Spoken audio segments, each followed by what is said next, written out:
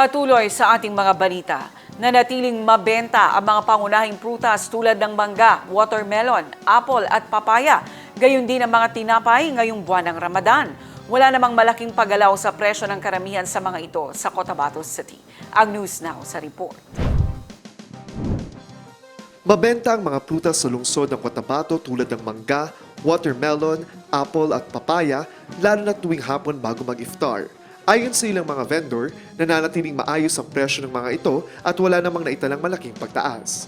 Mga apple, mangga, mga saging, papaya, mabenta din. Hindi gaya ng kuwan sa labas, yung mga maraming tao, pero ngayon, may mabenta din. Samantala, ayon kay Christine, may-ari ng isang bakery, malakas din ang bentahan ng tinapay ngayong Ramadan. Mayroon lamang umanong dagdag na 2 piso sa bawat tinapay. As of now, sir, malakas kasi panahon ng Ramadan.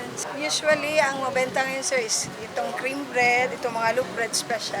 Pag sir, mga 1 o'clock to 6, 1 to 6, taas. Konting adjustment lang, 2 pesos lang, ganyan, sa dating price niya. Depende naman yun sa lasa, sa quality ng inyong mga binibenta.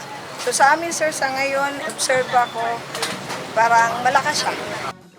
Sa ibang bilihin, may dagdag na 6 na piso sa itlog habang nananatili naman sa 28 pesos kada bote ang mantika. Narito ang kabuang presyo ng itala.